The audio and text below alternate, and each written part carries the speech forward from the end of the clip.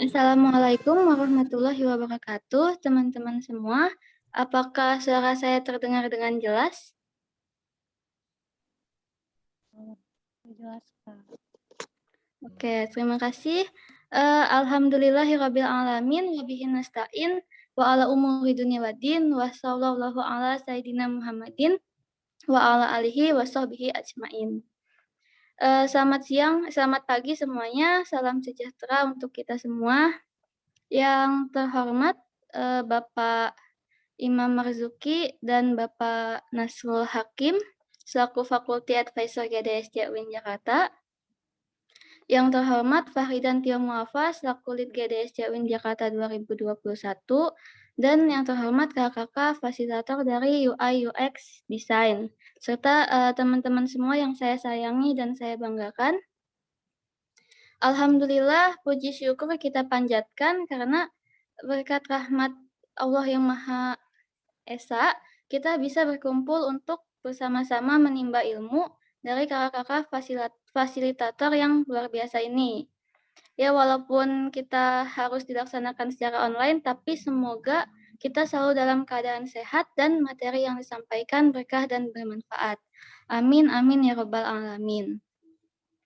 Ya, sebelum memulai acara, perkenankan saya, Yonita Anggaria, selaku MC di kegiatan hari ini untuk membacakan susunan acaranya. Pertama ini opening, kedua nanti akan ada opening speech from Lead GDSC UIN Jakarta 2021, Fahridan Tio Muafa, dan yang ketiga opening speech from Faculty Advisor GDSC UIN Jakarta nanti akan dibawakan oleh Bapak Nasrul Hakim SSI MT PhD.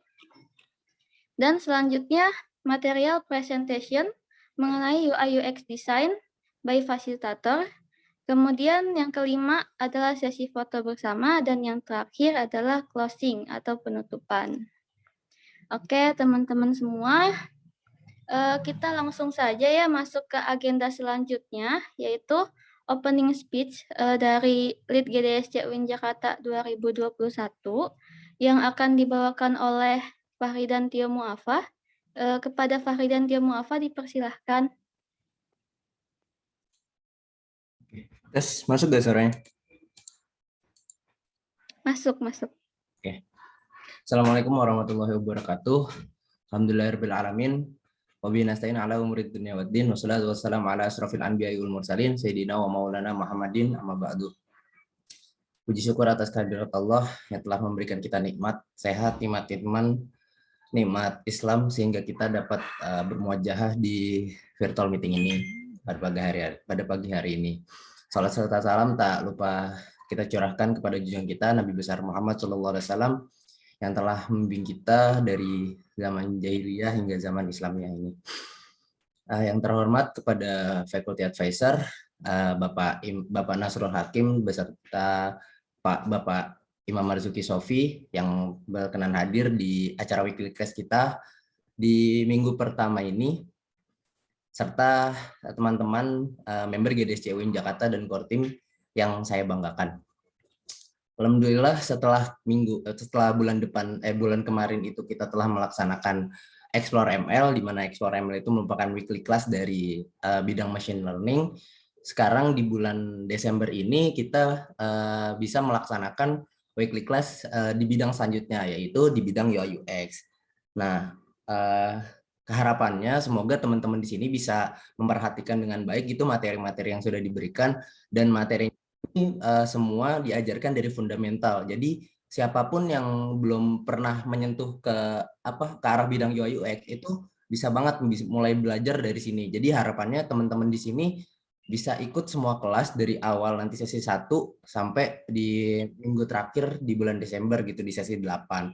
Dan harapannya juga teman-teman di sini belajar diajarin dari fundamental sampai intermediate. Jadi setelah sampai di kelas ini teman-teman tuh diharapin bisa lanjut lagi nih dari intermediate mungkin ke expert gitu ya. Jadi kita di sini sebagai wadah untuk memberikan kalian ilmu buat tentang UI UX ini sebagai fundamentalnya aja gitu sampai ke tingkat intermediate. Jadi jangan berhenti sampai di sini, tetap belajar, tetap kulik sendiri, karena gimana pun kalian nggak akan pernah bisa kalau matok cuma dari open book, apa dari yang materi-materi yang udah dikasih dong gitu. Kalian juga tetap harus belajar sendiri, harus bisa mulai self-paced learning-nya sendiri, biar kalian bisa jadi orang yang kalian inginkan. Mungkin mau jadi UI UX designer misalnya gitu kan. Nah, jadi semoga apa yang kita berikan di sini bisa jadi manfaat buat kalian semua, dan disimak baik-baik, karena mungkin minggu ini pematerinya dari core team gitu ya. Nah, minggu depan tuh pematerinya juga dari core team, tapi yang tahun lalu yang udah punya pengalaman magang di bagian UI UX gitu. Jadi bakal keren banget gitu, dan pastinya bakalan diajarin. Kalau memang kalian nggak ngerti bisa ditanyain aja, langsung ditanyain ke speakernya atau fasilitatornya, dan itu pasti bakalan kita bantu gitu. Mungkin dari saya kurang lebihnya segitu aja. Kurang lebihnya mohon maaf. Wallahul muwaffiq ila aqwamit thoriq. Wassalamualaikum warahmatullahi wabarakatuh. Oke, makasih Kakak Farid dan Tio Muafa buat opening speech-nya. Sebelumnya teman-teman member boleh di ini ya on cam ya. Jadi kita bisa saling kenal. Oke, selanjutnya langsung aja ke opening speech from Faculty Advisor GDSC UIN Jakarta yang akan dibawakan oleh Bapak Nasrul Hakim, SSI MT PhD. Kepada Bapak Nasrul Hakim dipersilahkan, Pak. Baik, terima kasih. Assalamualaikum warahmatullahi wabarakatuh. Waalaikumsalam warahmatullahi wabarakatuh. Waalaikumsalam.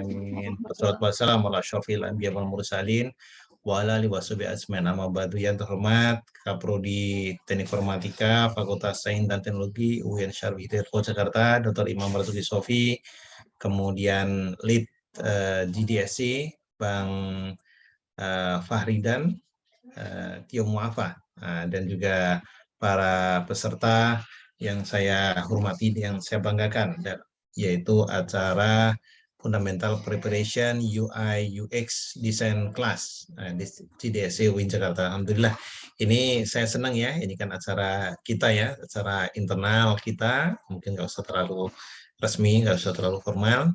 Nah, ini mudah-mudahan ini kita bisa konsisten. Nah, alhamdulillah ya, kemarin sudah melaksanakannya juga ML ya, machine learning maksudnya ya. Machine learning sudah dilaksanakan dengan lancar. Saya mohon maaf nggak bisa hadir, walaupun nggak ada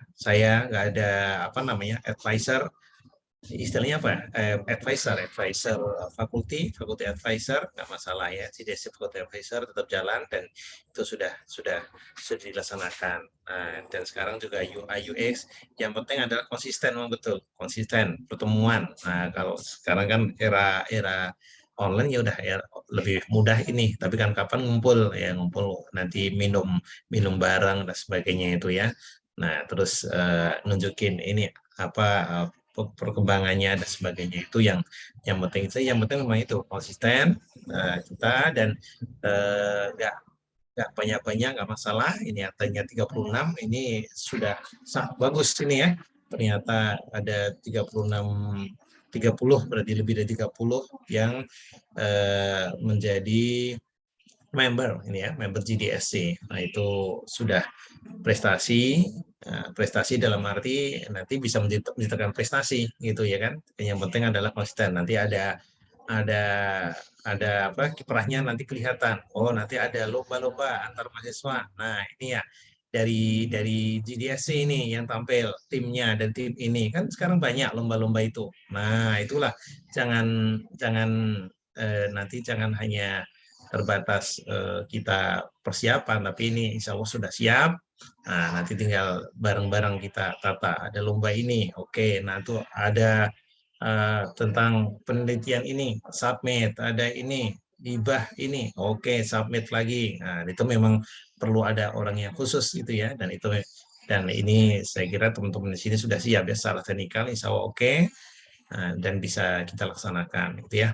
Dan juga selain dari kita fasilitatornya, nanti sesekali ngambil dari luar gitu ya, ngambil dari luar, bukan ngambil apa namanya, mendatangkan, menghadirkan dari luar, dan itu tentunya akan memperkaya kita dan sebagainya, dan itu sudah dilakukan. Oke, susah sini ya, yang penting berjalan, dan ini mudah-mudahan nanti kalau diperlukan, dipanggil, ini kan volunteer istilahnya, berarti sudah siap gitu ya, sudah siap.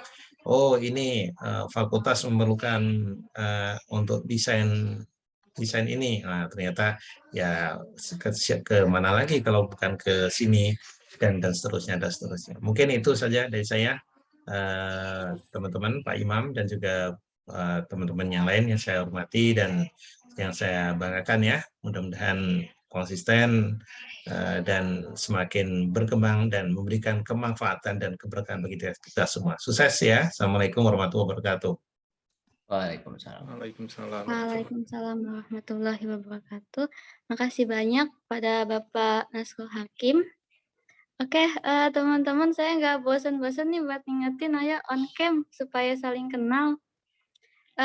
Terus kita langsung aja ya lanjut ke acara berikutnya. Yang sangat menarik nih, ini material presentation soal UI UX design yang akan disampaikan sama kakak-kakak fasilitator kita, yaitu Kak Admina Jovanka Azahra dan Kak Ahmad Malik Fajar. Ayo kepada kakak-kakak dipersilahkan ya. Assalamualaikum warahmatullahi wabarakatuh. Di sini kita kenalan dulu ya sebelumnya. Kita dari fasilitator UI UX Design, ada saya, Admina Jovanka Azahra, sama Bang Malik. Jadi di sesi ini, di setiap pertemuan itu bakal ada 2 sesi. Sesi pertama sama sesi kedua. Jadi kita mungkin bisa mulai aja kali ya. Di pertemuan pertama kita, yaitu kita bakal ngebahas tentang fundamental preparation buat UI UX Design. Oke, mungkin bisa di next. Nah, pertama tuh kita ke pengertiannya dulu. Apa sih UI atau UX design itu? Oh ya, mau ngingetin di sini kalau misalkan kalian mau nanya itu bisa langsung aja nanya di kolom chat atau nanti di akhir sesi juga gak apa-apa. Jadi kita masuk ke UI UX design. Jadi user experience atau UX itu merupakan proses mendesain sebuah produk berdasarkan dengan pendekatan pengguna atau proses di mana tuh pengguna bisa berinteraksi dengan interface secara baik dan nyaman. Jadi tuh produk dengan desain UX ini, ya produk dengan desain UX yang baik itu dapat ngebuat pengalaman yang baik bagi pengguna biar pengguna itu bisa nyaman menggunakan produk dari yang kalian bikin. Terus kalau untuk user interface atau UI itu merupakan bagian dari UX yang berisi tampilan visual. Jadi dia itu merupakan visualisasi dari yang akan kita buat nanti dengan desain tampilan visual di suatu sistem. Tampilan ini juga akan memungkinkan setiap pengguna untuk saling terhubung dan juga berinteraksi dengan sebuah produk. Nah, tujuan dari si user interface ini sendiri itu untuk meningkatkan fungsionalitas dari user experience atau dari user pengguna. Terus mungkin bisa next. Nah, kenapa sih muncul, mungkin kita bisa masuk ke sejarah si UI UX ini. Jadi di sini ada 3 poin penting munculnya si istilah UI UX ini. Pertama itu karena perkembangan teknologi yang ngebuat perlu adanya istilah baru yang lebih universal. Karena dulu kan sebelum smartphone banyak kayak sekarang itu, perusahaan teknologi itu kan masih fokus ke produk digital kayak website. Jadi tuh istilah website design yang waktu itu masih relevan. Nah, karena sekarang itu makin terjangkaunya harga smartphone, Android, jadi tuh dan juga paket data semakin murah, jadi kan makin tinggi juga tuh pengguna mobile dan layanan internet. Nah, teknologi juga makin berkembang kan. Jadi semakin tingginya perkembangan teknologi, jadi bermunculan smartwatch dan Internet of Things. Jadi bertambah juga pengguna yang akan menggunakan itu nantinya. Karena itu bertambah, jadi banyaknya pengguna itu nanti akan meningkatkan keahlian desain khusus yang itu si user interface atau UX design ini. Terus selanjutnya yaitu ada yang kedua, masih di slide sebelumnya. Perbedaan skala dan perusahaan tim desain. Nah, karena banyaknya muncul kayak Gojek, Tokopedia, itu kan merupakan perusahaan-perusahaan unicorn yang kebanyakan perusahaan di atas itu kayak membagi role-role seperti UX design, UI design.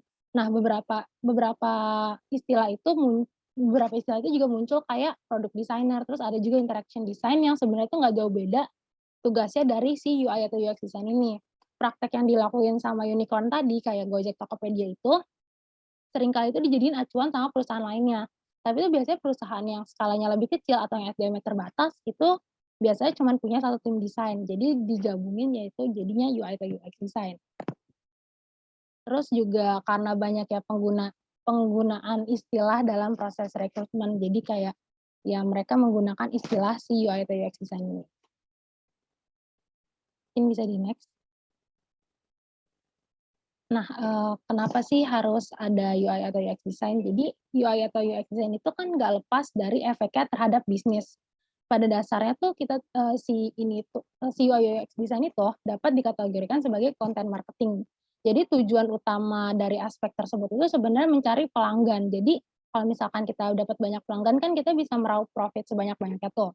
Nah, ini itu ada poin-poin penting kenapa sih UI UX itu penting dalam pengembangan bisnis, yaitu karena pengembangan brand. Karena kan dalam brand building atau pengembangan reputasi merek itu kan merupakan hal yang penting kan bagi suatu perusahaan untuk menjaring si konsumen. Kalau misalkan konsumen atau pengguna itu merasa puas sama produk yang dipakai, maka kan mereka itu bakal loyal ke produk kita. Terus ada juga retensi pengguna. Jadi retensi pengguna itu kemampuan sebuah bisnis untuk mempertahankan pelanggan atau pengguna yang pernah melakukan transaksi ataupun memakai produknya. Jadi tuh secara logika bisnis itu tuh nggak akan berkembang kalau misalkan jumlah pengguna atau pelanggan semakin dikit kan dari tahun ke tahun. Nah, selanjutnya itu untuk menaikkan traffic. Jadi nggak semua aplikasi itu dibuat untuk memberikan jasa atau menjual produk doang ke penggunanya. Jadi ada aplikasi yang hanya mengandalkan iklan itu sebagai pemasukan utama untuk meraih profit. Karena dia menggunakan iklan, jadi kan mereka itu harus menggunakan website yang menggunakan user interface ataupun tampilan yang menarik untuk menaikkan traffic itu sendiri.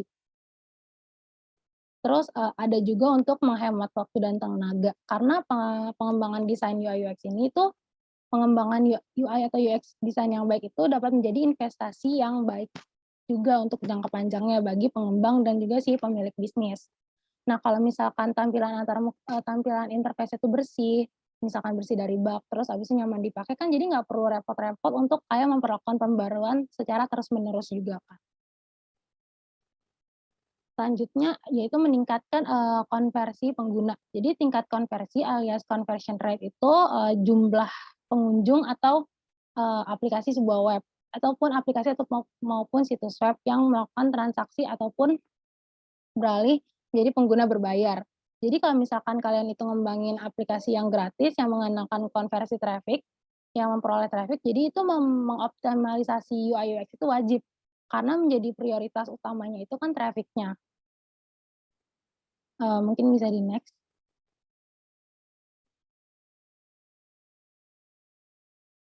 Nah, selanjutnya kita masuk ke perbedaan antara UI sama UX design.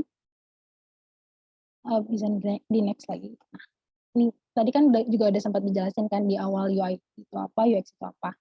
Jadi user interface itu pokoknya dia itu yang tentang visual atau visualization, tampilan awal ketika kita pertama kali ngeliat, sedangkan UX itu kemampuan kepuasan si pengguna saat menggunakan produk kita. Jadi UX itu kayak mempengaruhi bagaimana pengalaman pengguna saat menggunakan produk kita. Terus ini juga di slide bisa dilihat ada UI sama UX, perbedaannya apa. Bisa di next lagi. Nah, ini juga dari tujuan desain, terus ini juga ada perbedaan dari secara tujuan desain, proses desain, komponen desain, dan tools yang digunakan. Sama skill yang dibutuhin. Kalau misalkan dari tujuan, pasti kan beda kan, namanya juga UI dan UX udah beda.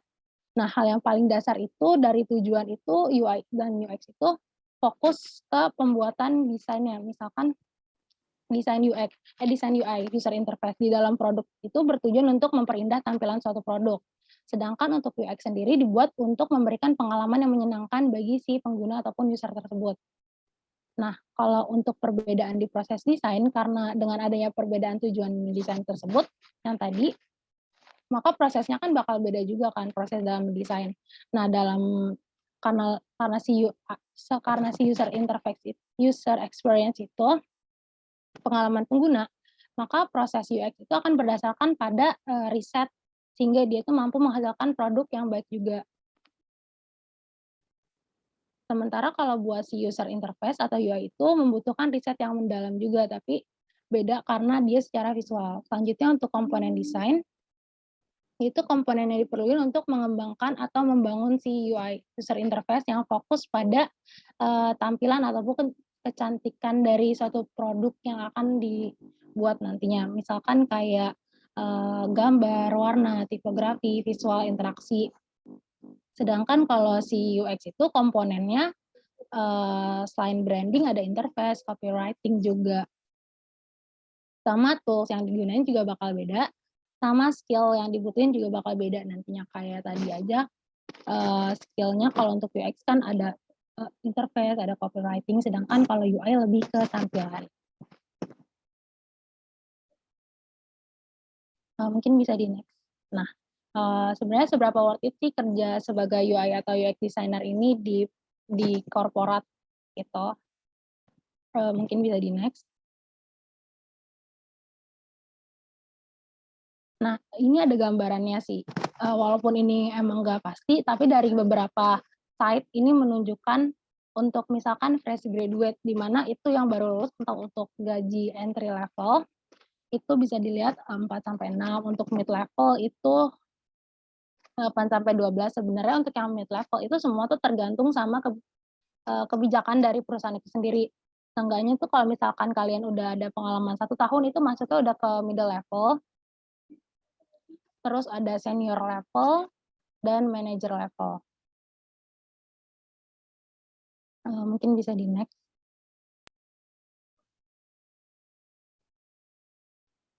Nah, ini ada peluang karir masa depan kalau misalkan semakin berkembangnya bidang teknologi informasi dan komunikasi, kan profesi UI sama UX itu juga bakal populer kan.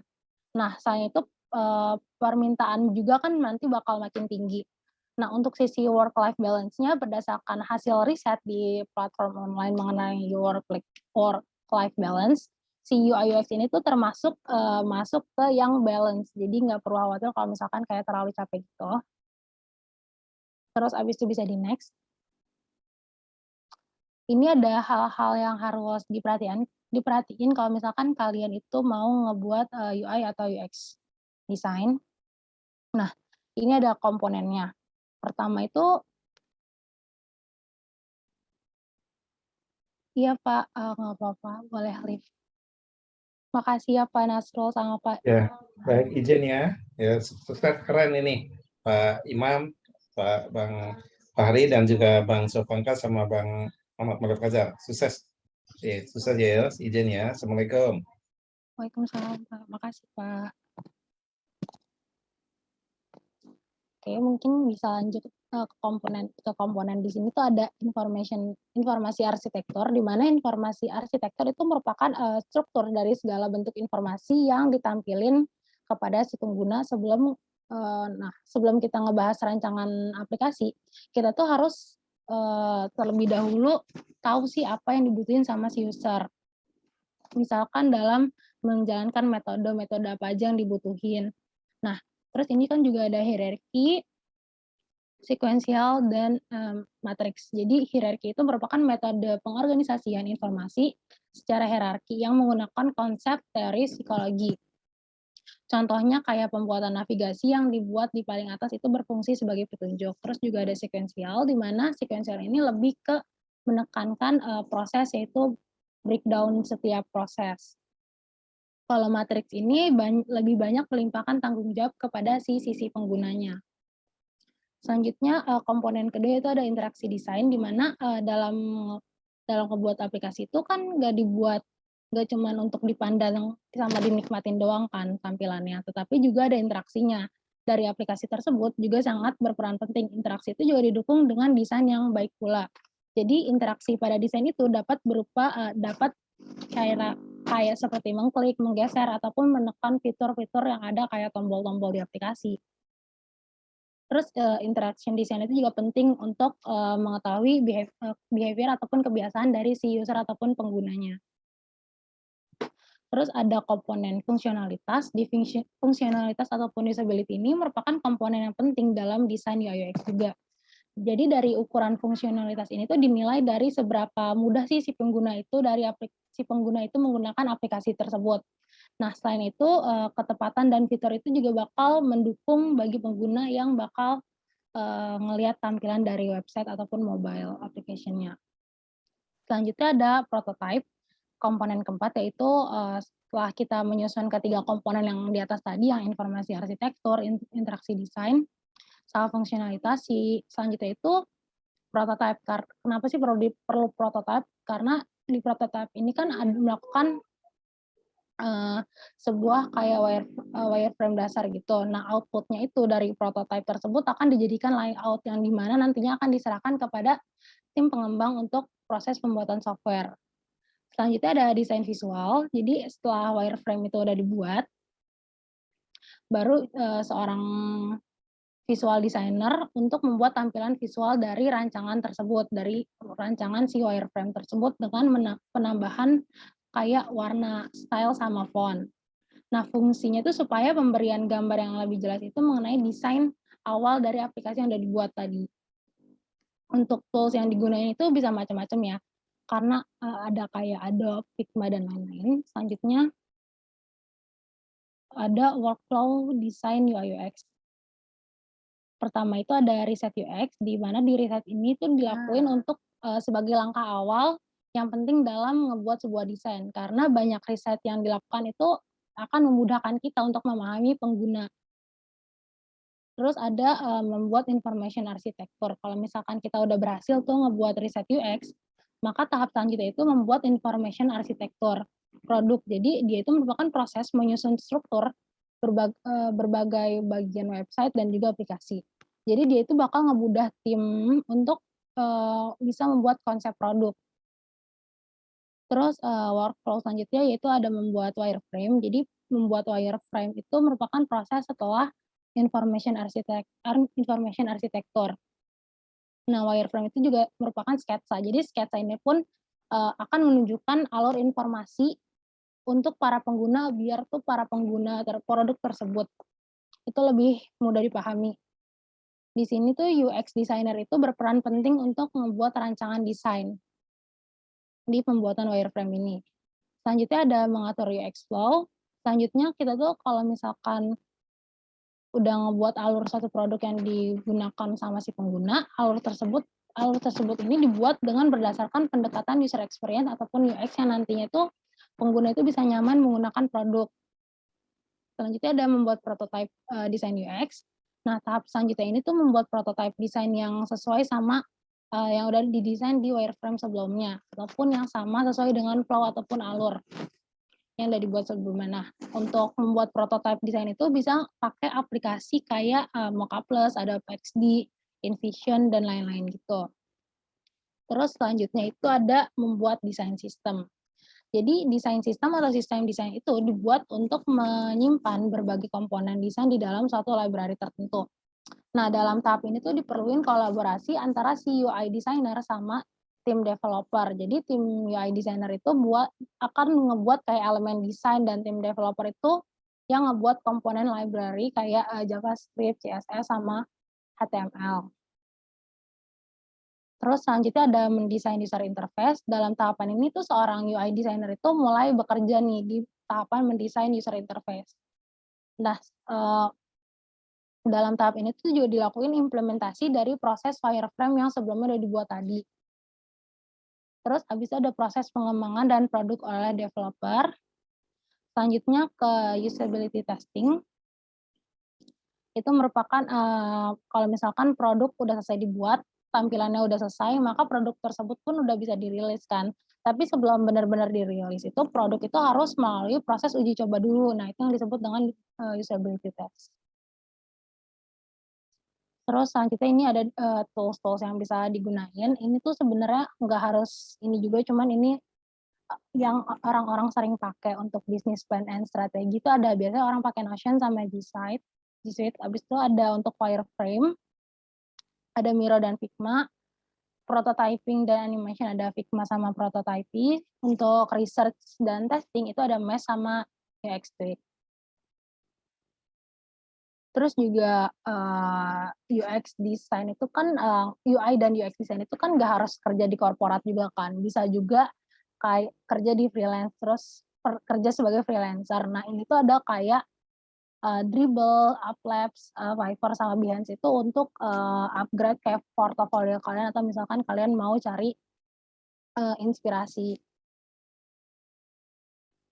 Nah, selanjutnya masuk ke prinsip dasar. Jadi, fondasi dari keseluruhan proses desain itu terletak pada prinsip utama dari empati dan kegunaannya. Untuk memahami kayak desain UI UX itu telah melakukan pekerjaan yang baik apa enggak, kita tuh bisa cari tahu seberapa senang sih si pengguna itu sama produk ataupun layanan yang kita buat. Oleh karena itu tuh menjadi UI atau UX itu harus fokus pada prinsip dasar berikut, yaitu ada user center approach, di mana desain kita ini nggak akan berarti apa-apa tanpa pengguna kan pastinya. Jadi kita tuh harus memastikan desain kita itu sesuai sama si pengguna, biar si pengguna itu dapat memahami desain kita.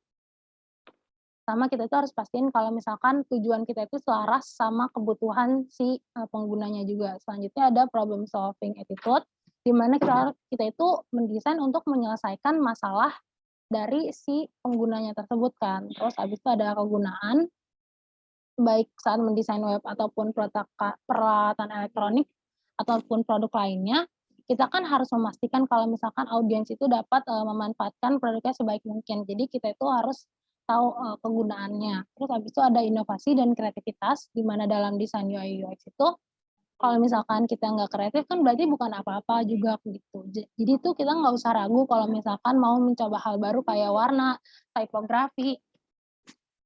Nah, habis itu ada kesederhanaan. Hasil dari kreativitas itu kan nggak akan mempersulit pengguna untuk menggunakan produk kita. Maka kita tuh harus ngedesain yang intuitif sama mudah dipahami untuk pengguna. Selanjutnya ada accessibility atau aksesibilitas, di mana empati itu penting bagi desainer UI UX. Biar orang itu dapat mengakses semua jenis informasi yang penting. Selanjutnya itu ada proses. Nah, seiring dengan prinsip dasar yang tadi, kalau misalkan kita mau mengetahui proses desain UI UX itu bisa menjadi nilai plus untuk pengetahuan dan keterampilan kita.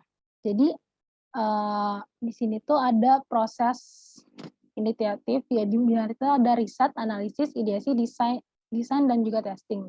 Nah, di riset itu kita itu kayak menemukan kayak kebutuhan pengguna dan mengetahui kayak target market untuk produk dan layanan yang akan bakal kita buat nantinya. Terus untuk analisa itu kita bisa menganalisis data dan menguraikan persyaratan untuk desain yang akan kita buat nantinya. Terus habis itu ada ideasi, yaitu ideasi itu merupakan kayak brainstorming ide-ide.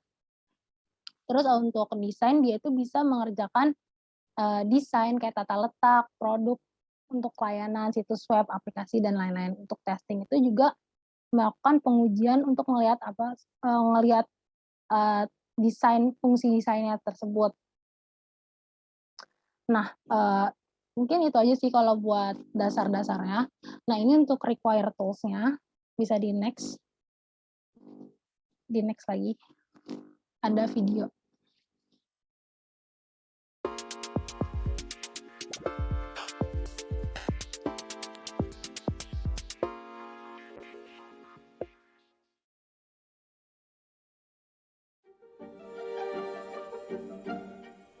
We know that good design is more than how something looks.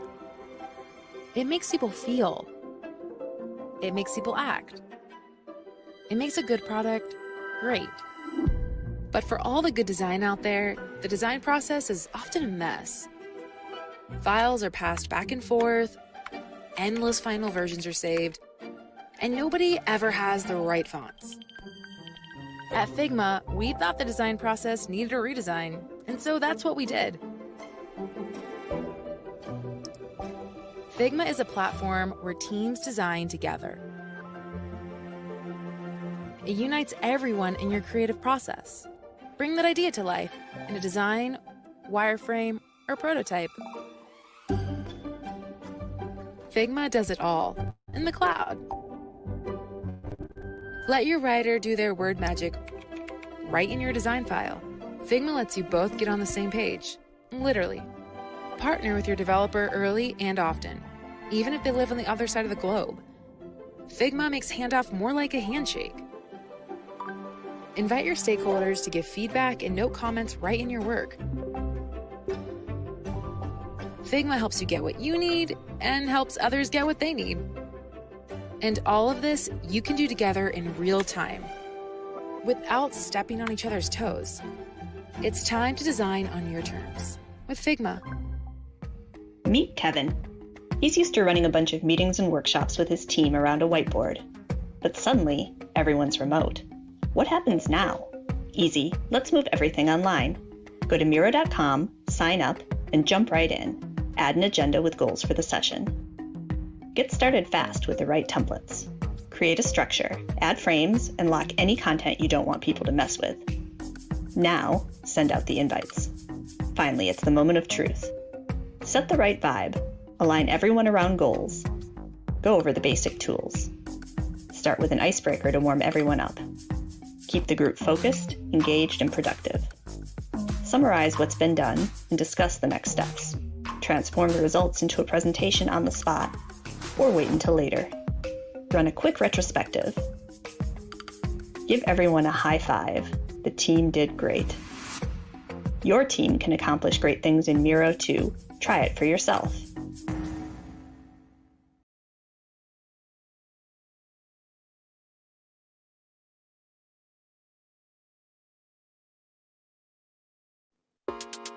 Oke, bisa di next. Nah, jadi tuh nanti kan untuk meet selanjutnya itu kita bakal kalian ini member bakal diajar sama yang lebih berpengalaman kan. Nah, mereka itu minta kalian untuk punya account Figma sama Miro, Figma sama Miro yang tadi udah dijelasin di video, yang bakal dipakai sama nanti. Jadi usahain kayak semuanya punya account Figma sama Miro buat lebih gampang nantinya. Jadi tuh sebenarnya Figma ini tuh desain digital buat alat kayak prototyping. Jadi di sini tuh kalian bisa ngebuat aplikasi desain UI dan UX. Mungkin bisa ke next, Miro. Nah, Miro ini juga sama. Jadi dia itu merupakan tool atau aplikasi yang terinspirasi dari Joan Miro yang yaitu seniman Spanyol. Dia itu kayak membuat Miro, dia itu berusaha untuk mengembangkan tool yang untuk memfasilitasi penggunanya untuk berkolaborasi untuk membuat kanvas yang unik untuk membuat ide-ide proyek gitu. Terus juga dia ada artboard-nya. Mungkin sekian untuk sesi 1. Selanjutnya masuk ke sesi 2 sama Bang Mat.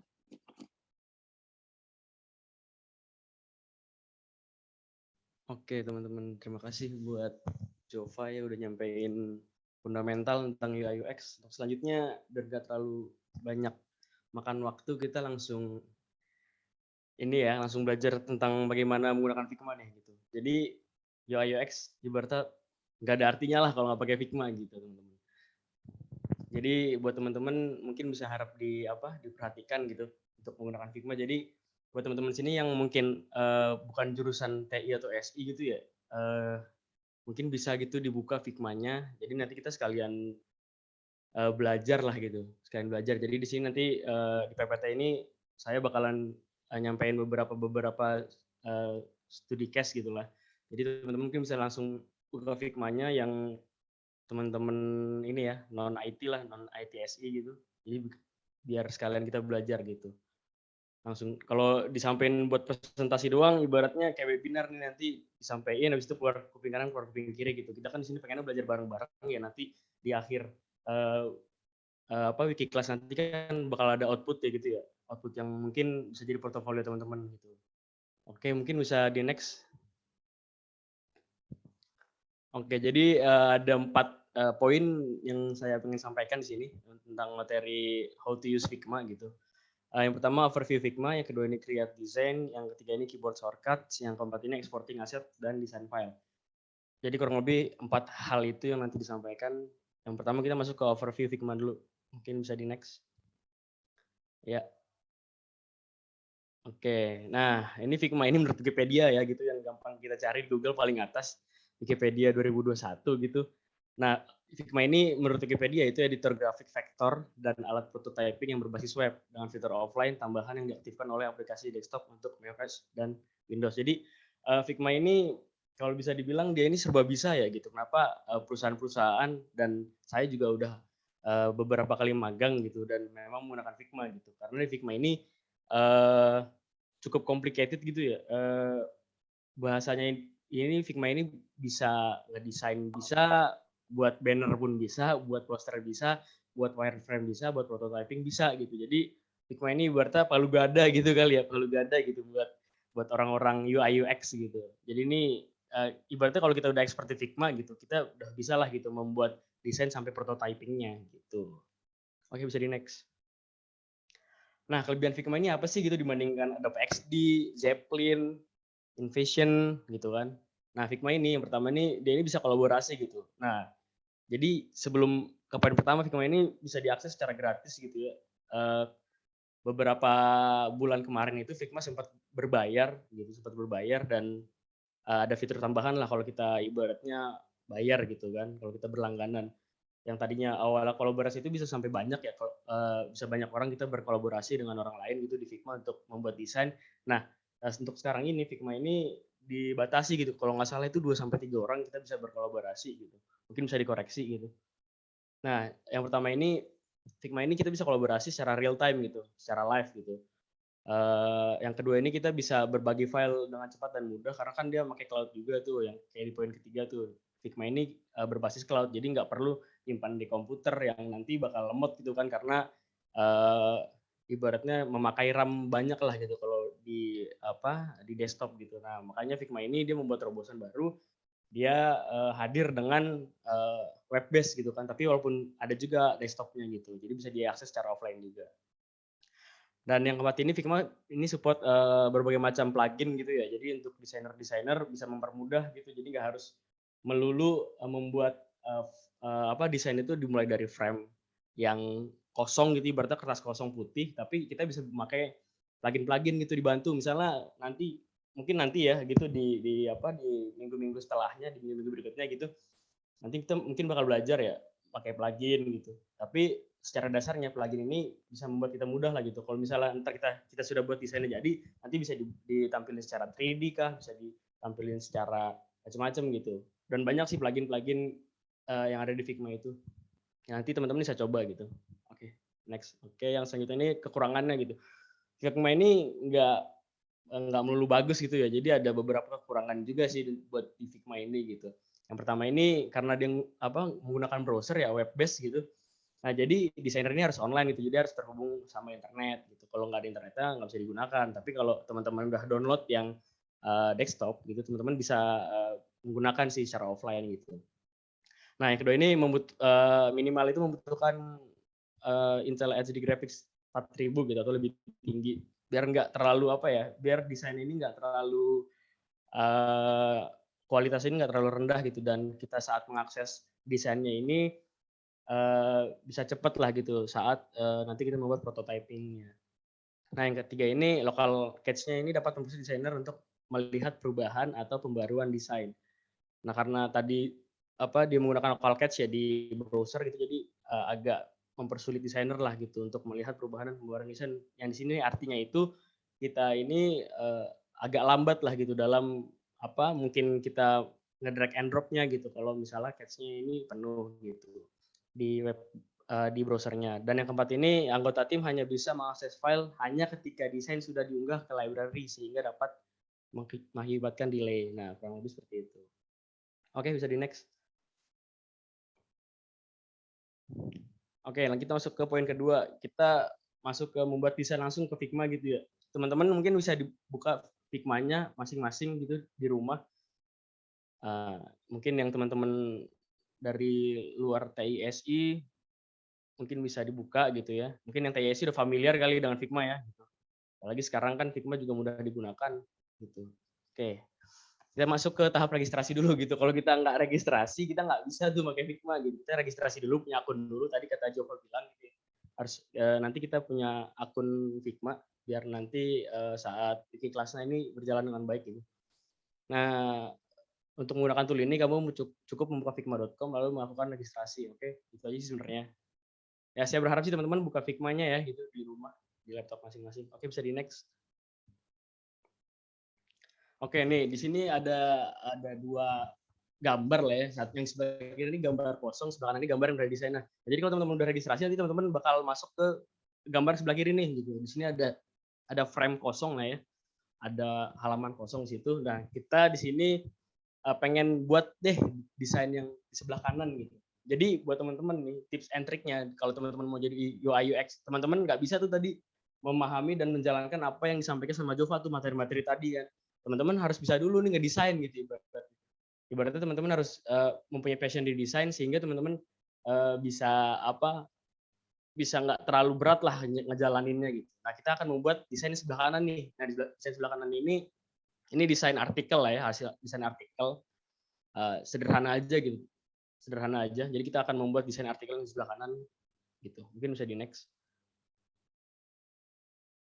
Oke, nah di tahap yang pertama nih kalau teman-teman lagi buka Figma-nya nih, nah teman-teman kalau udah punya akunnya juga di sebelah kiri atas itu nanti ada tombol ada tombol itu ya, ada tombol panah ya. Ada tombol panah sama sebelahnya itu ada kayak pagar. Nah, itu teman-teman klik pagar di situ, teman-teman nanti bisa pilih frame-nya gitu, pilih frame-nya. Nah, teman-teman kalau udah di Figma itu kita bisa milih frame-nya itu macam-macam gitu, dari Android, dari iPhone 7 ada, dari iPhone X ada, dari tablet pun ada, dari web pun ada gitu.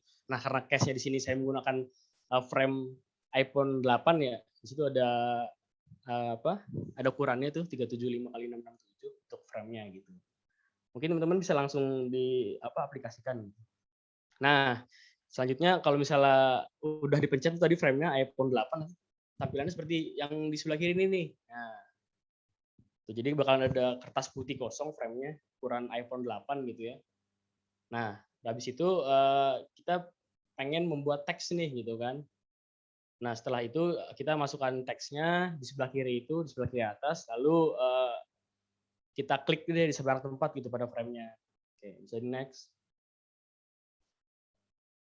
Oke, nah kita buat tulisan discover kan. Tadi sama seperti desain yang tadi kita akan buat gitu kan, kita akan membuat artikel. Nah, kita buat tulisan discover sebagai title-nya. Nah, untuk informasi font, ukuran dan warnanya sudah ada di sebelah kanan tuh. Nggak terlalu kelihatan itu ya ukuran fontnya gitu. Mungkin teman-teman bisa explore lah gitu, fontnya, ukurannya, warnanya.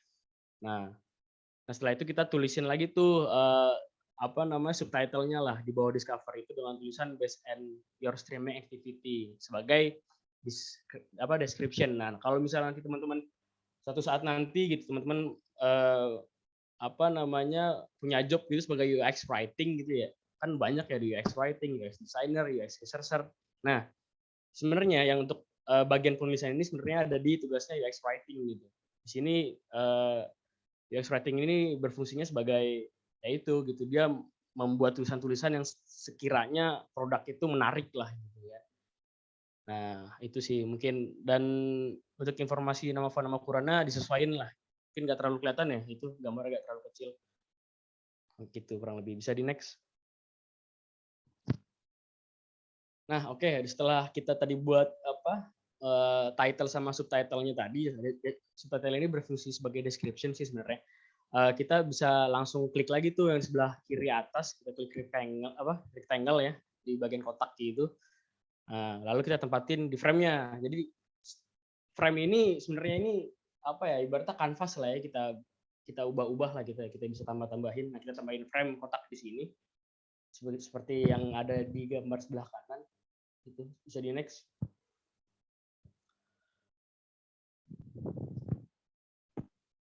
Oke, bisa di next operator. Oke. Nah, tadi kan kita udah buat kotaknya ya, rectangle-nya yang warna abu-abu itu kan. Nah, sekarang kita pengen masukin gambar. Nah, kalau pengen masukin gambar, biasanya itu saya itu nyarinya di unsplash.com, karena di unsplash.com ini mereka ini menyediakan gambar gratis lah bahasanya ya. Gitu. Jadi legal gitu kalau kita mau pakai, dan harus diingat gitu, sebagai UI UX jangan asal ngambil gambar ya, jangan asal ngambil hak cipta orang gitu. Harus dilihat-lihat dulu gambarnya ini free atau enggak, apakah punya hak cipta. Kalau gambar itu punya hak cipta, tolong dicantumin gitu.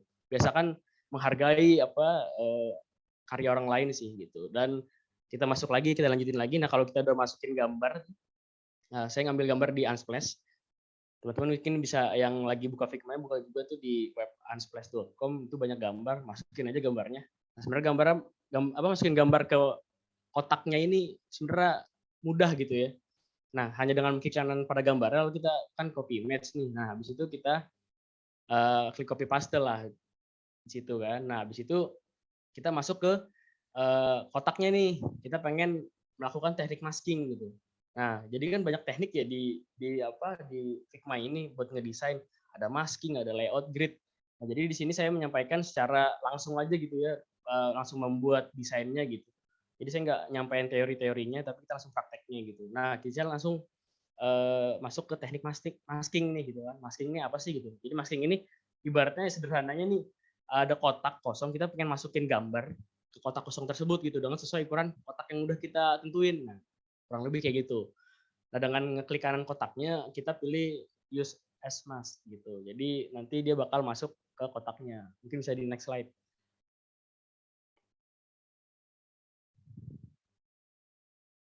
Oke, nah kan bisa terlihat itu ya. Jadi gambar itu masuk ke kotaknya kan. Nah, ini kan sebelah kiri ini nggak full masuk kotaknya ya. Jadi teman-teman disesuaiin lah gitu, disesuaiin sama kotaknya. Mungkin agak bisa diangkat itunya ya gambarnya kalau misalnya teman-teman di Figma lagi sekaligus mempraktekkan gitu. Nah, mungkin bisa di next.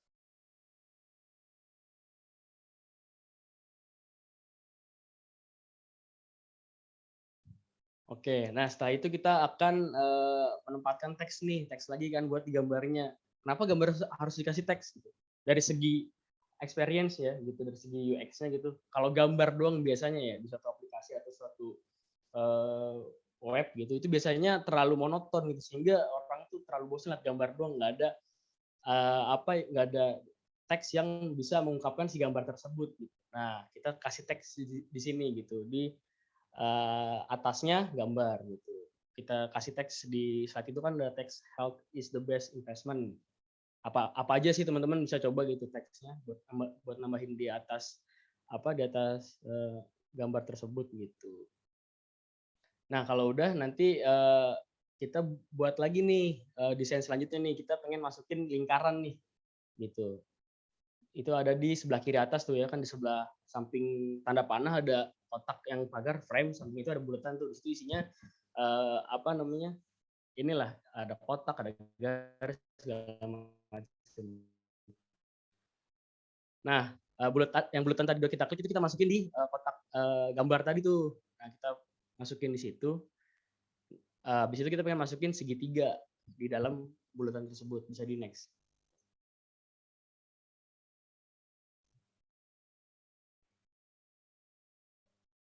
Nah, tuh jadi seperti gambar yang di sebelah kiri gitu ya, itu udah ada bulatan sama segitiga gitu. Itu fungsinya apa sih? Sebenarnya itu kita pengen buat button play di situ. Gitu. Jadi kita buat bulatan sama segitiga gitu. Sederhana aja gitu kita buat desainnya. Kita buat taruh di atas lingkaran. Tuh di situ ada deskripsi agar segitiga bisa menjadi tombol play, lakukan langkah berikut.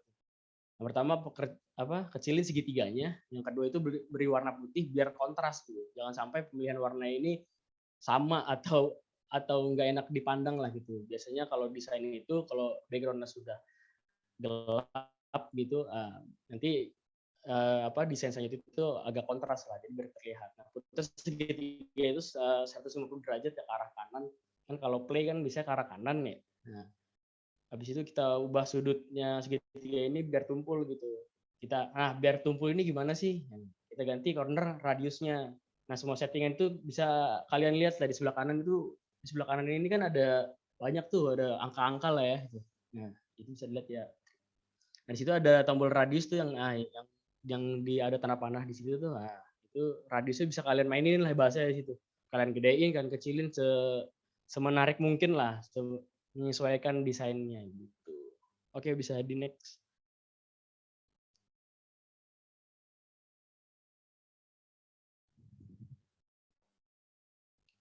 Oke, habis itu kita buat lingkaran lagi tuh di tempat avatarnya tuh di gambar tadi ya. Nah, habis itu kita cari foto lagi nih, cari foto lagi buat dimasukin ke bulatan itu. Jadi bulatan itu ibaratnya sebagai icon usernya lah gitu. Kalau kita yang buat icon penulisnya gitu, yang udah menuliskan artikel di desain ini gitu atau aplikasi tersebut. Oke, bisa di next. Oh iya, buat teman-teman kalau misalnya kecepatan atau ada yang mau bertanya langsung ditanyain aja nggak apa-apa. Jadi nggak nunggu selesai pertanyaannya gitu, bisa langsung ditanya aja biar nggak terlalu boring juga gitu nyampeinnya satu arah. Jadi kita harus diskusi bareng sih di sini sebenarnya, sharing aja. Bukan karena saya fasilitator atau mentor di sini saya lebih pinter, enggak, kita belajar bareng-bareng. Nah, kita lanjut lagi. Tadi kita pakai teknik masking lagi kan tadi kan, ingat udah diajarin tadi di slide sebelumnya. Kita masukin teknik masking lagi ke dalam lingkaran tadi tuh, ada gambar orang warna pink di situ ya. Nah, habis itu kita ke bagian layer dulu nih. Nah, kita kalau desain itu biasanya harus rapih juga layer-layernya ya gitu. Jadi kita harus ngerapiin layer-layernya juga. Jadi jangan sampai ada yang kayak misalnya nih, itu kan foto harusnya di belakang teks kan ya. Nah, jangan sampai nanti di layernya ini malah si tulisannya ini ada di belakang gambar gitu, ntar malah nggak kelihatan gitu. Jadi kita bisa lihat layer-layernya di situ tuh. Di sebelah kiri ada tombol panah ya, itu ada klik layer. Nah, itu tuh ada layer-layer apa aja tuh pada frame iPhone 4 gitu. Oke, bisa di next.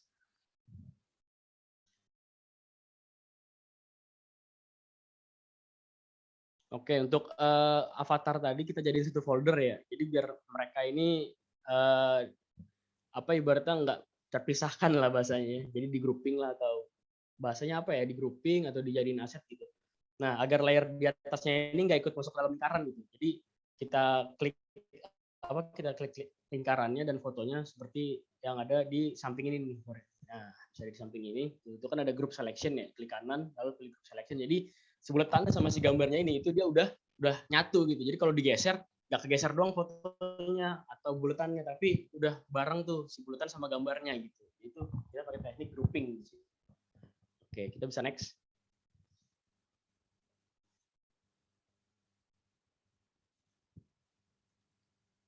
Nah, sehingga akan tampak seperti yang di samping ini nih ya, samping ini gitu. Kita lanjutin desainnya gitu. Ini kita pengen tambahin nih nama orangnya lah, orang yang nulis artikel itu kan. Nah, kita tulislah namanya siapa aja kan. Di sini saya nulisinnya by Samantha gitu, samping avatar orang yang menuliskan artikel tadi gitu. Kalau ini memang desain artikel. Nah, untuk informasi font, ukuran, dan warnanya bisa lihat di sampingnya. Kalau nggak kelihatan, teman-teman explore sendiri ya gitu. Teman-teman bisa explore sendiri, coba aja. Oke, bisa di next.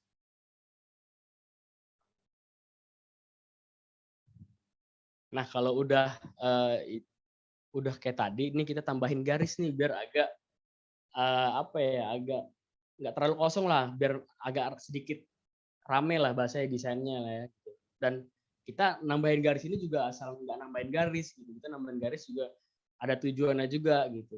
Kita nambahin garis ini sebagai pemisah gitu antar judul di atas gitu atau antar judul yang ada di artikel itu tuh what is the best investment dengan si penulisnya gitu, si autorsnya gitu. Jadi kita buat desain ini harus berbasis ini juga tujuannya gitu, nggak bisa kita asal nambahin gitu. Jadi kita buat garis di situ biar agak memperindah juga. Nah, untuk nambah garis di frame kayak tadi gampangnya kita klik yang sebelah kiri atas itu ada gambar kotak, kita pilih line, lalu kita sambil pencet shift gitu ya. Jadi itu kalau kita nambahin garis, kalau teman-teman lagi buka Figma ya, lagi nyoba juga. Kalau kita buat garis biasanya garisnya tuh miring-miring tuh. Miring-miring, maksudnya nggak lurus banget gitu ya, agak miring gini. Nah, fungsi tombol shift di sini dia itu bisa membuat garisnya ini lurus gitu, lurusnya lurus banget. Jadi nggak miring ke kiri atau ke kanan gitu. Nah, teman-teman bisa atur tebal garisnya gitu. Kita pakai tebal garis yang 0,5 biar kelihatan tipis aja, nggak terlalu tebal gitu ya. Jadi terlihatnya estetik gitu lah ya bahasanya zaman sekarang. Bisa di next. Nah, ini sejauh ini kita udah punya nih desain yang desain seperti ini nih gitu. Kan kalau desain artikel kayak gini doang kurang gitu ya, kita tambahin lagi tuh. Di bawahnya masih ada kosong kan, masih ada slot kosong, kita bisa tambahin desain di situ. Oke, bisa di next. Nah, kita tambahin fitur populer lah gitu di artikel itu. Jadi artikel-artikel yang populer itu apa aja sih gitu. Kita pengen nambahin itu intinya ya. Nah, habis itu kita tambahin teks lagi populer, kita taruh di bawah card itu ya, di bawah card itu. Terus kalau bisa fontnya itu sama gitu. Di satu desain kalau bisa fontnya sama gitu. Jangan sampai di satu desain itu fontnya beda-beda gitu, karena menurut pengalaman saya udah magang gitu di tahun ini lumayan lah gitu, lumayan banyak gitu, udah 3 kali saya magang di tahun ini di bagian UI UX, karena memang apapun itu desainnya biasanya harus sama gitu teksnya gitu di satu desain gitu. Kalau kita buat satu aplikasi kan banyak ya fiturnya ya, ada fitur filtering, ada fitur banyak lah gitu, ada pembayaran. Nah kalau bisa itu sama semua itu, nggak boleh dibeda-bedain, karena kan kalau kita kan berpikirnya wah kita bikin teksnya beda nih biar agak beda nih, biar nggak monoton nih. Ternyata nggak kayak gitu konsepnya, ntar malah jadi aneh sih gitu. Jadi kalau bisa, kalau fontnya itu, nah kalau bisa samain, misalnya kita pakai font Montserrat gitu kan, nah, font Montserrat semua tuh di satu desain, jadi biar nggak user tuh kebingungan lah ngelihatnya kan, kok beda-beda nih teksnya. Nah, oke, kita lanjut lagi. Setelah itu kita tambahin kotak di bawah popular tadi tuh. Kita buat kita buat grid lah ya. Itu namanya grid itu. Si kotak itu dengan si tulisan itu dengan outdoors-nya tuh di bawah tuh, yang tulisannya abu-abu sedikit samar-samar tuh. Nah, itu kita buat grid lah ya. Nah, kita bisa next. Nah, habis itu kita cari foto yang clean sama colorful lah gitu. Jadi melihat desainnya ini nggak monoton kan udah warna hijau ya bahasanya tuh, ada orang yang daun kan hijau, kalau bisa dibuat colorful desainnya jadi nggak monoton. Kita cari lagi, kita pakai teknik masking lagi buat masukin foto itu ke kotak itu. Nah, habis itu kita ulangi lagi langkah yang sebelumnya itu untuk membuat konten di bawahnya. Nah, sebenarnya gampang sebenarnya, kalau kalian nggak mau manual ya satu-satu bikinnya gitu, kalian bisa langsung blok itu gridnya itu ada di foto yang kuning itu sama tulisannya, kalian blok, lalu kalian grouping, lalu kalian copy dan paste, itu udah bisa ngebuat desain yang lagi tuh yang di bawahnya tuh gitu. Jadi nggak harus buat dari ulang, tapi kalian bisa copy paste aja gitu biar nggak terlalu lama memakan waktu gitu. Habis itu kita tambahin garisnya lagi tuh di bawah tuh. Nah, biar sebagai pemisah lah, sebagai pembatas. Nah, spesifikasi garis itu ada di sebelah kanan. Kalau nggak kelihatan, kalian teman-teman explore sendiri lah ya. Oke, bisa di next. Nah, oke, sejauh ini kita udah punya desain kayak gini nih, desain simple lah ya, buat iPhone 8 nih bahasanya, buat desain iPhone 8. Nah, udah cukup lah ya, udah cukup menarik gitu dengan satu buah mockup. Nah, habis itu kita pengen lanjutin nih ke desain menu yang di sebelah kanan atas nih. Nah, itu kan ada spesifiknya ya tuh buat garisnya tuh di sebelah kanan. Kita pengen tambahin tombol tombol menu ya, tombol menu tuh di kanan atas desain tuh, kalau bisa dilihat di sebelah kanan, foto sebelah kanan ya, di desain sebelah kanan. Nah, itu kita pengen tambahin button menu di situ. Gitu. Oke, jadi button menu itu sebenarnya gampang, kita buat ini aja ya, kita buat garis-garis dikumpulin, mesti tiga garis. Nah, itu buat setelah itu gambar satu garis lagi, untuk spesifikasinya ada di sebelah kanan. Kita tambahin lah gitu. Jadi senyaman mungkin gitu, mau garisnya sama gitu tiga-tiganya, ataupun garisnya ini dari panjang ke sedang terus ke pendek gitu, bisa kalian atur aja senyaman kalian gitu. Oke, bisa di next. Nah, di sini kita pengen nambahin gambar lingkaran merah nih sebagai tanda notifikasi pada menunya gitu kan. Misalnya kalau di aplikasi-aplikasi kan ada notifikasi ya, notifikasi entah artikel baru gitu kan. Nah, kita pengen tambahin gambar lingkaran merah. Kita klik aja gambar lingkarannya kayak tadi, kita buat lingkaran, kita warna aja warna merah terus kita tempel di situ. Hasilnya akan dibawa akan seperti yang di sebelah kanan. Oke, bisa di next. Nah, kurang lebih seperti ini selesai ya gitu. Jadi sebenarnya mudah ya, asal teman-teman mau mencoba untuk ngedesain gitu. Nah, ini jadi teman-teman jangan pernah jangan pernah males sebenarnya sih kalau apapun hal itu ya gitu. Nggak harus mendesain, mau mengcoding, mau teman-teman belajar pun juga harus konsisten gitu ya. Jadi semakin banyak teman-teman praktek semakin bagus hasilnya gitu. Dan saya berharap sih buat teman-teman member di sini ya gitu, teman-teman bisa sering-sering praktik lah gitu. Apalagi kalau misalnya teman-teman latar belakangnya dari non IT atau SI gitu ya. Jadi kalau bisa sering-sering menggunakan Figma ini gitu.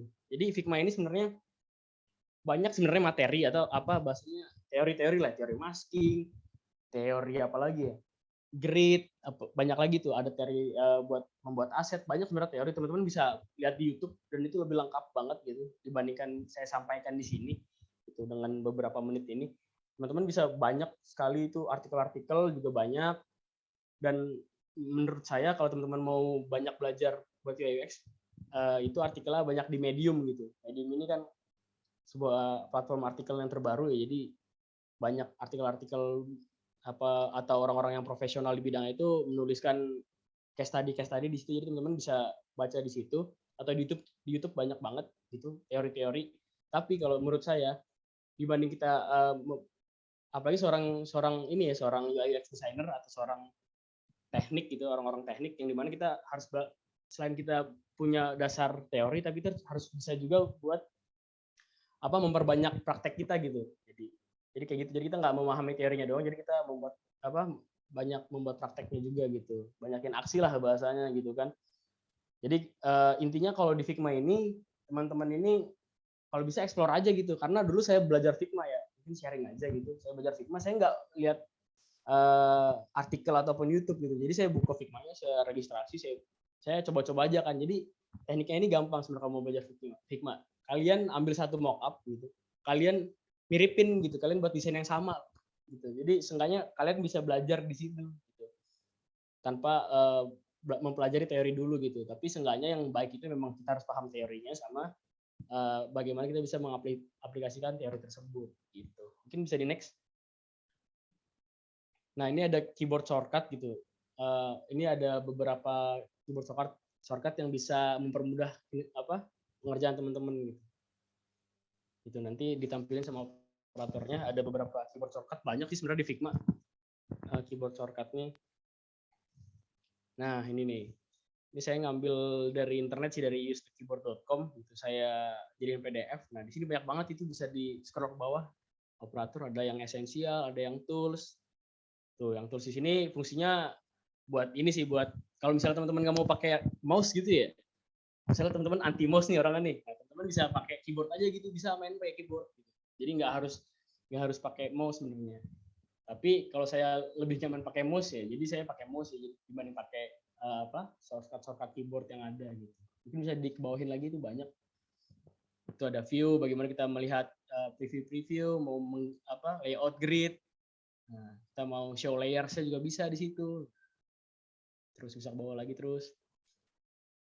Nah, kita bisa zoom di situ juga, zoom in, zoom out. Gitu kan. Kalau saya dibanding pakai shortcut, gitu saya dengan kontrol terus saya klik kontrol, lalu saya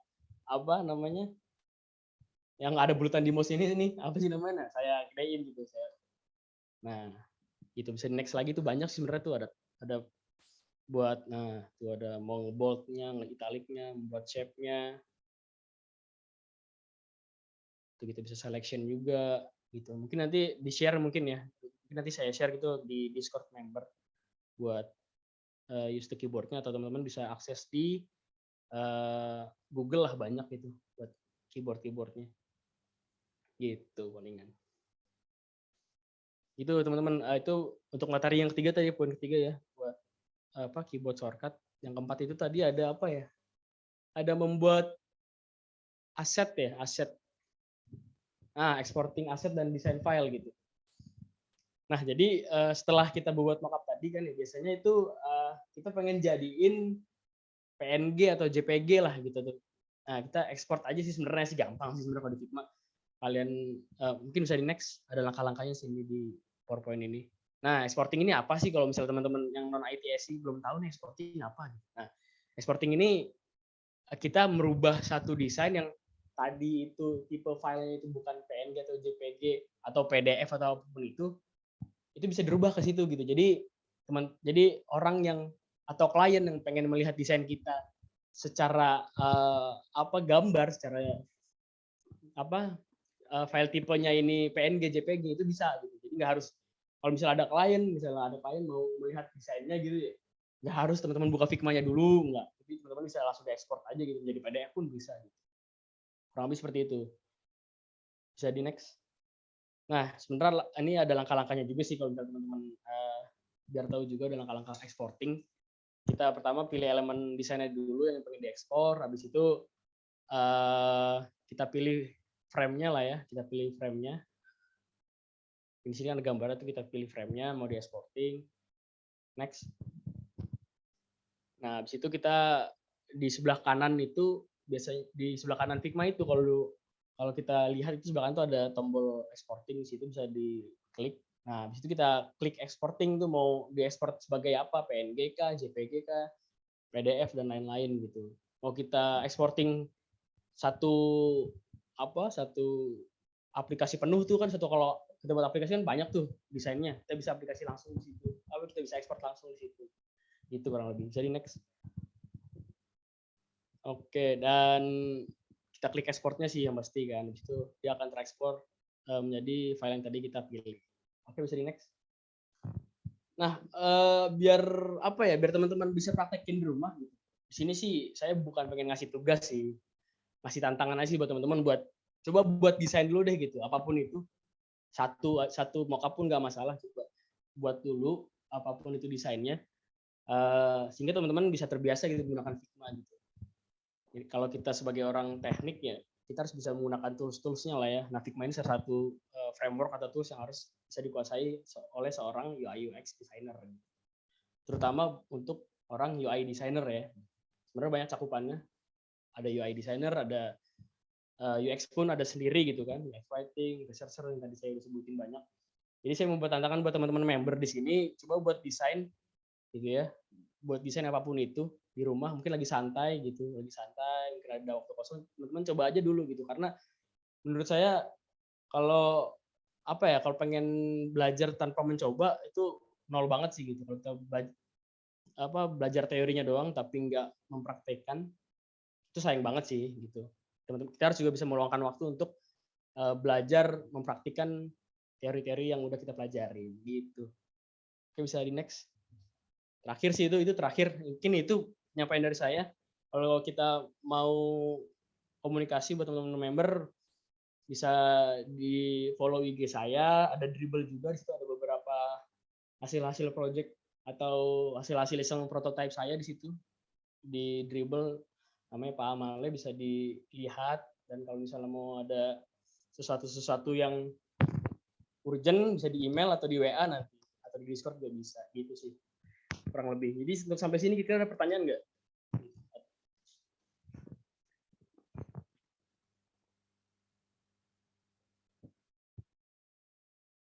Alfandi nanya kalau UX engineer itu apakah? Wah, kalau untuk UX engineer belum, sebenarnya Van, maksudnya terlalu banyak ya. Kalau di korporasi besar gitu, terkadang nama role-nya ini nggak sesuai juga sama kerjaan gitu bahasanya lah kalau di perusahaan-perusahaan ya. Ada yang UX engineer yang setahu saya ya gitu. Ada yang UX engineer tapi dia ngedesain juga jadi UI designer. Ada yang UX engineer mereka mengkonvert hasil desain yang sudah dibuat sama anak-anak UI designer itu menjadi jadi aplikasinya, kurang lebih gitu. Jadi banyak arti lah gitu kalau UX engineer gitu. karena saya belum pernah berkecimpung di situ gitu. Jadi mungkin itu sih yang bisa dijawab, Fani. Mungkin yang lain ada pertanyaan nggak? Mau tentang Figma-nya kah atau non Figma-nya juga nggak apa-apa, di luar Figma nggak masalah. Sebelum ditutup.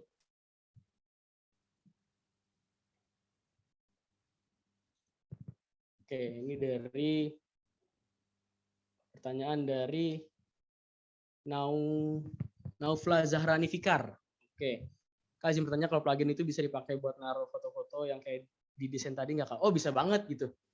Bisa banget, bisa banget. Jadi sebenarnya ya kalau teman-teman masih fundamental, masih belum punya, ibaratnya masih belum punya kekuatan atau senjata gitu buat belajar, kalau bisa pelajarin dulu dasarnya gitu sebelum teman-teman pakai plugin gitu. Karena plugin itu sebenarnya mempermudah banget kerjaan gitu. Kayak tadi kita membuat tombol button yang kita harus buat lingkaran dulu sama segitiganya digabungin, itu pun di plugin juga udah ada gitu. Kalian tinggal add pluginnya, install pluginnya, lalu kalian tinggal aplikasiin tuh, implementasiin di desain kalian. Sebenarnya gampang gitu, nggak harus membuat lingkaran dulu segini, tapi di sini saya mengajarkan fundamentalnya dulu. Jadi teman-teman di sini bisa paham secara dasar gitu, secara dasar desainnya. Kalau pluginnya banyak sebenarnya. Plugin membuat 3D pun ada gitu, bisa jadi 3D pun ada. Dan kalau plugin buat naruh foto yang kayak di desain tadi ada nggak? Ada gitu. Tanpa pakai teknik masking ada gitu. Jadi, nanti bisa dicari ya pluginnya apa gitu. Tapi saya belum pernah pakai plugin itu sih. Gitu palingan Naufla. Semoga terjawab ya. Oke, selanjutnya ini ada Gian Maulana. Mau tanya Bang, saya suka pusing milih warna. Kadang pakai color palette pun malah nggak sesuai. Yang dipengen ada tips nggak Bang buat milih warna? Sebenarnya ini ada materinya ya, ada materinya gitu. Ada materinya, tipografi, pemilihan warna itu nanti ada di wiki kelas selanjutnya gitu. Tapi nggak apa-apa, saya jawab setahu saya, pengalaman saya gitu. Sebenarnya buat milih color palette itu sebenarnya nggak usah dipusingin sih. Jadi warna itu biasanya mencerminkan tujuan aplikasi itu dibuat gitu, paham nggak? Atau identik perusahaan tersebut gitu. Jadi kita pilih warnanya. Itu kalau misalnya kita udah kerja di suatu korporasi gitu ya. Kayak saya kemarin tuh saya sempat sempat jadi sempat punya kerjaan di UI UX designer di startup gitu, di Sociopreneur, namanya berbagai-listrik.id kalau boleh sharing. Nah, itu kan warnanya, warna korporatnya itu kan, warna korporasinya itu kan warna hijau sama kuning ya. Jadi kita membuat warnanya itu sama kayak berbagai listrik gitu, identik logonya warna hijau dan kuning. Jadi kurang lebih gitu pemilihan color palette-nya gitu. Paling itu sih yang kalau bisa dijawab. Tapi mungkin untuk next-nya, untuk advanced atau expertnya nanti mungkin bisa disampaikan sama mentor-mentor selanjutnya ya gitu. Gitu sih. Itu dan ada materi selanjutnya lagi setelah wiki kelas ini gitu. Izin tanya Bang, ini banyak banget nanya nih. Jova mau bantuin nanya nggak? Bantuin jawab nggak Jova? Bang tadi udah sampai mana ya? Itu sampai Wahyu. Mungkin Jova bisa ini juga. Bisa dijawab-jawabin Jova. Bantuin.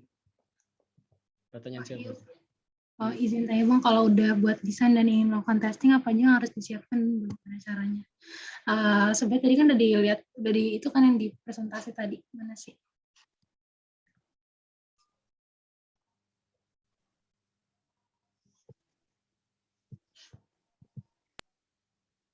Izin share screen-nya, nggak bisa share screen. Ya mungkin operatornya boleh di drop dulu nih. Oke, thank you. Ini kalau boleh tahu nih teman-teman member dari yang dari jurusan-jurusan lain, dari non ITSI, dari mana aja nih, boleh di chat mungkin biar tahu juga nih saya. Tadi apa pertanyaannya apa?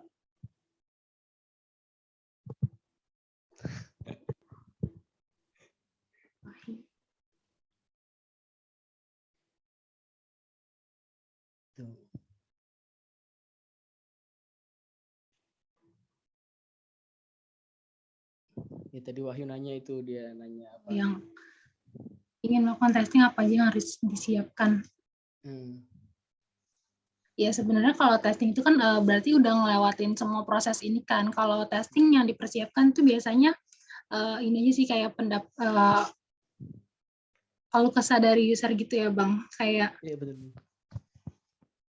Jadi kalau ya sebelum testing kita harus ada riset UX, sudah sampai ke pengembangan produk ini baru nanti bisa melakukan si testing itu. Lebih ke situ sih. Lebih harus nyelesain si workflow dari desain UI UX ini. Iya, betul. Mau nambahin lagi nih buat Wahyu nih. Jadi kalau misalnya mau testing sesuatu harus ada barangnya dulu gitu bahasanya. Yuk. Jadi dari teori ini kan banyak riset UX-nya dulu, tapi kita harus ada barang dulu nih mau di testing gitu. Nggak harus di UI-nya juga, tapi buat di software pun sama gitu. Gitu sih. Nah kalau misalnya testing banyak caranya, banyak metodenya gitu. Banyak sih sebenarnya, ada evaluation testing, ada banyak macam-macam lah gitu. Iya, nanti itu ada lagi sih bakal dibahas di meet selanjutnya. Iya betul. Jadi nggak semuanya dihabisin sekarang gitu ya. Ini cuman kayak fundamental awal doang, pengenalan. Iya, Terus fundamental. mungkin ke selanjutnya kali ya, Bang. Boleh jawab. Harus bisa Photoshop nggak atau cuma ngandelin full Figma? Sebenarnya tergantung ya. Kalau Photoshop sih nggak harus bisa. Cuman kalian tuh lebih nyaman pakai apa? Kalau misalkan lebih suka pakai Figma ya pakai Figma aja. Gitu. Jadi tergantung tools-nya lebih bisa di mana. Mungkin gitu sih. Oke, kita lanjut deh ke pertanyaan selanjutnya nih. Nih Bang, kita diajarin psikologi desain gitu nggak? Kayak untuk bentuk ukuran warna. Ntar diajarin nggak itu, Jo? Buat psikologi warna. Diajarin nanti ya? Iya, itu diajarin nanti ada di meet selanjutnya di UI design. Iya, jadi teman-teman harap sabar gitu. Kalau bisa konsisten ikut kelas ini gitu. Jadi biar nanti materi itu tersampaikan berurut gitu. Kalau kita nyampein semuanya di sini kayak webinar yang ada gitu. Ntar kelar di sesi 1 ini, di minggu pertama ini. Tuh Kak Jova, Kak Syahadat tanya tuh Syahadat. Bisa dijawab Kak Jova. Shortcut Figma apa? Apakah bisa diubah Kak supaya sama kayak software lain ya? Sama kayak software lainnya gimana maksudnya? Gitu mungkin gini Syahadat, kalau shortcut Figma sebenarnya hampir sama ya kalau kita mau copy paste gitu. Sebenarnya hampir sama, tapi ada beberapa shortcut yang beda sih sama software lainnya gitu. Mungkin kalau sama Adobe XD itu beda shortcutnya pasti gitu. Tapi kalau buat copy paste yang hal-hal basic itu kurang lebih sama sih. Gitu. Oke. Dari Ciputat Bang, Yandi, ntar kita main aja Yandi. Oke. Virgi Alfiansah, Bang, file PPT-nya boleh di-share gak? Oke, ntar boleh di-share kali Jov ya? Atau gimana tuh? Di Discord atau gimana sih? Boleh atau enggak? Nanti coba ditanya lagi ya. Oke, nanti kita tanyain dulu ya. Oli Alfani ada materi yang bahas lisensi seperti pemakaian icon, ilustrasi, gambar dari UI-Kit. Ada nggak, Jov? Kayaknya kalau buat lisensi sih kayaknya nggak ada tuh, kayak lebih ke nanti mungkin lebih ke UI-Kit, tapi kalau untuk lisensi gitu-gitu enggak sih. Iya. Mungkin kalau lisensi kita belajar sama ini ya, sama orang hukum kali ya. Gitu, pemakaian hak cipta lisensi gitu. Dari sini belajar ini aja sih UI UX-nya secara fundamental nanti sampai expert. Itu palingan. Oke, kalau nggak ada pertanyaan lagi, ini ada pertanyaan lagi kan nih? Hitung 1 sampai 3. 1, 2, 3. Aku nggak ada nih kayaknya. Udah cukup kali ya? Ada yang mau bertanya lagi? Nggak ada? Oke, kalau nggak ada kita tutup kali Jova atau gimana nih? Iya, mungkin udah sih Bang, sampai sini aja. Oke, kan itu teman-teman semuanya. Ya, mungkin bisa diserahin ke MC lagi. Iya, boleh. Ke Kak Yonita. Oke deh, thank you. Oke, makasih kakak fasilitator. Penyampaian materinya menarik banget nih. Teman-teman juga kayaknya nggak sabar buat materi selanjutnya. Ya, makasih ya semuanya. Kita langsung aja ke acara berikutnya, itu ada sesi foto bersama. Teman-teman member boleh banget nih on cam supaya buat dokumentasi kita foto bersama ya.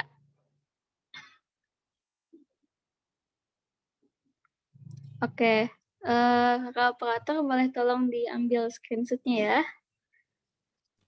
Mungkin aku ambil alih kali ya. Iya. Buat fotonya. Ayo teman-teman. bisa on cam semuanya.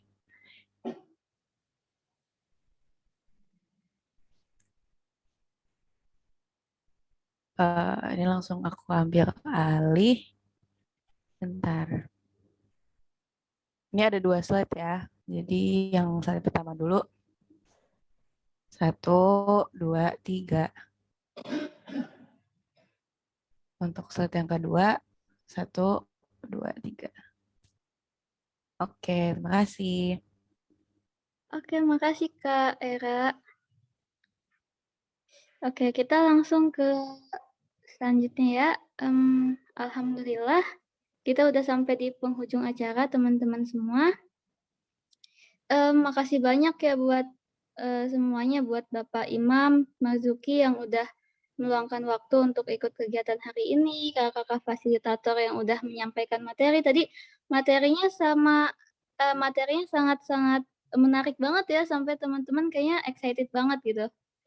Terus makasih banyak buat moderator dan peserta member yang udah menyimak acara dari awal sampai akhir. Terus saya mewakili panitia yang bertugas menyampaikan mohon maaf nih kalau misalnya ada salah kata dan perbuatan. Tapi ya akhir kata, makasih dan wassalamualaikum warahmatullahi wabarakatuh. Assalamualaikum warahmatullahi wabarakatuh. Thank you semuanya. Ya, sampai jumpa di kesempatan selanjutnya ya teman-teman. Thank you. Makasih.